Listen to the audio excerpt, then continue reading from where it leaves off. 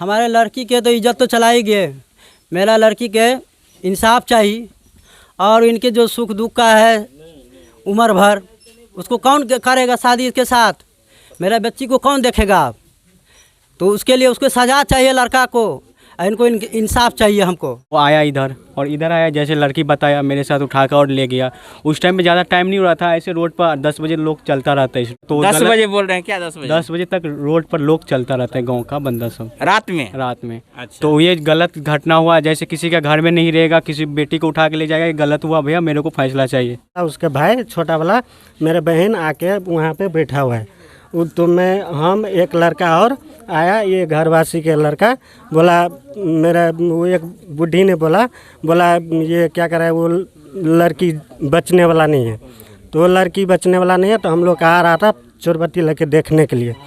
तो जैसे आया वैसे लड़की के ब्लड चलने लग गया। कहाँ पे? यहीं पे था? हाँ, सारे घर में भी ब्लड गिरा था, यहाँ भी गिरा था, सारे कपड़ा खराब हुआ। हालत बेहाल था? हाँ, पूरे हालत खराब हो चुकी, पूरे बेहोश हो गया था। थोड़ा सा भी ब्लड नहीं था उसके शरीर के अंदर। तो टेम्पो वाला के फ़ोन किया, टेम्पो ले गया। मेरा बीवी भी गया, मैं नहीं गया, मेरा बीवी गया उसके साथ। नमस्कार, आज हम खुटौना प्रखंड के लनमनिया ओपी के लतौना गांव पहुंचे हैं।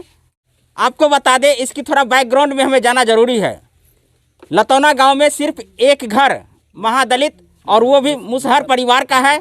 और मुसहर परिवार की आर्थिक स्थिति, सामाजिक स्थिति किस प्रकार की होती है ये किसी से छुपी हुई नहीं हो। और वैसे में यदि एकल घर किसी गांव में हो तो ऐसे में सुरक्षा कौन देगा, ये सबसे बड़ा सवाल है। लतौना गांव में एक मासूम बच्ची जो 14 साल की है, उस बच्ची के साथ एक दुर्दांत घटना गैंगरेप के रूप में होती है। और लतौना गांव के लोगों से भी जानकारी प्राप्त करेंगे। इस जानकारी के लिए हम यहाँ एक युवा है, उनसे पूछते हैं कि आपको इस घटना की जानकारी कैसे प्राप्त हुई है। भैया मैं उस टाइम में खाना खा रहा था जिस टाइम में ये घटना हुआ, ठीक है। वो घटना लेकिन बहुत बेहना 7 बजे था उस टाइम पर हुआ। और ये जो आया था वो ललमनिया नमीन यादव के साथ आया था अपना गाँव। तो 3 बंदा कहीं और था और ये बोला पेशाब करके आ रहा हूँ। मैं सुना किसी से बता रहा हूँ। वो आया इधर और इधर आया, जैसे लड़की बताया मेरे साथ उठाकर और ले गया। उस टाइम में ज़्यादा टाइम नहीं हो रहा था, ऐसे रोड पर 10 बजे लोग चलता रहता है इस रोड से। तो जैसे घर में नहीं रहेगा, कोई भाई नहीं रहेगा, तो 10 बजे बोल रहे हैं क्या? 10 बजे 10 बजे तक रोड पर लोग चलता रहता है, गाँव का बंदा सब रात में। अच्छा। तो ये गलत घटना हुआ, जैसे किसी का घर में नहीं रहेगा, किसी बेटी को उठा के ले जाएगा, ये गलत हुआ। भैया मेरे को फैसला चाहिए। कौन ले गया था मालूम है? वो बीमल यादव, जानता है सब। बिहार में बड़े बड़े दावे किए जाते हैं, बेटी पढ़ाओ बेटी बचाओ। आज यहाँ वो बेटी अपने न्याय के लिए तड़प रही है और गुनाहगार खुलेआम घूम रहे हैं। 4 दिन घटना का हो चुका है और अब तक पुलिस के गिरफ्त से बाहर है। इसके लिए थाना प्रभारी है, उनसे बातचीत किए हैं कि नहीं? नहीं, थाना प्रभारी से तो बात नहीं किया, लेकिन खुटौना में रिपोर्ट पर लिखा था। जो खुटौना का है ना पुलिस वाले, वो लिखा था। आइए हम कुछ और ग्रामीण हैं, इनसे बात कर लेते हैं। क्या नाम है आपका? क्या नाम है आपका? रामकिशन साफी। आपको इस घटना के बारे में जानकारी है? हाँ जी। क्या जानकारी है? मैं वहाँ पे घर के बगल में बरस कर रहा था। बरस करने के बाद उसका भाई मेरे को बोला मेरा बहन गायब है। तो मैं चला गया, कल चापाकल है ना, उस पर प्लास्टर हो रहा था, उस पर मैं सिक्का चिपकाने गया। तो वो लड़का मैं 1-2 घंटा के बाद मेरे को बोला, उसके भाई छोटा वाला मेरे बहन आके वहाँ पे बैठा हुआ है। तो हम एक लड़का और आया, ये घरवासी के लड़का बोला, मेरा वो एक बुढ़ी ने बोला ये क्या कर रहा है, वो लड़की बचने वाला नहीं है। तो वो लड़की बचने वाला नहीं है, तो हम लोग आ रहा था चोरबत्ती लेके देखने के लिए। तो जैसे आया वैसे लड़की के ब्लड चलने लग गया। कहाँ पे? यहीं पे था? हाँ, सारे घर में भी ब्लड गिरा था, यहाँ भी गिरा था, सारे कपड़ा खराब हुआ। हालत बेहाल था? हाँ, पूरे हालत खराब हो चुका था। फिर क्या आप लोग देखे? तो उसके बाद मैं टेम्पो वाला के फ़ोन किया, टेम्पो वाला गया। उसके बाद मेरे बीवी भी उसके साथ गया, उसका हॉस्पिटल बीरपुर नेंगरा डॉक्टर के पास। आपका घर यहाँ से कितना दूरी पे है? ये है, यही तो घर है सर। दिखाए तनी कैमरामैन।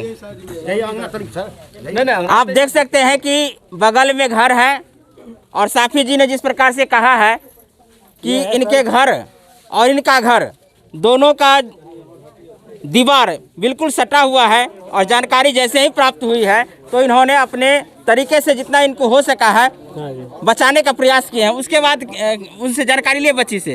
हाँ, उस पहले लड़की नहीं बचाया, कुछ हम लोग के कुछ नहीं बताया। वो बेहोश थी क्या? बेहोश था, पूरे बेहोश हो गया था, थोड़ा सा भी ब्लड नहीं था उसके शरीर के अंदर। तो टेम्पो वाला के फ़ोन किया, टेम्पो ले गया। मेरे बीवी भी के, मैं नहीं गया, मेरे बीवी गया उसके साथ, मैं भेज दिया। तो मेरे बीवी बोला उसको बलात्कार हो गया, ऐसे बोला है। तो ये लड़की ने बताया डॉक्टर के, विमल यादव था, ललमनिया के रहने वाला। उसके साथ और कोई भी था? एक ही आदमी के नाम ले रहे हैं, विमल यादव। विमल यादव का घर कहाँ है? ललमनिया। ललमनिया के रहने वाले विमल यादव यहाँ आकर के इस बच्ची के साथ जिस प्रकार की जो दुर्दांत अमानवीय घटना की है, यह समाज के लिए और सरकार के लिए एक बहुत बड़ा प्रश्न है कि ऐसे गरीब का आबरू किस प्रकार बचेगी।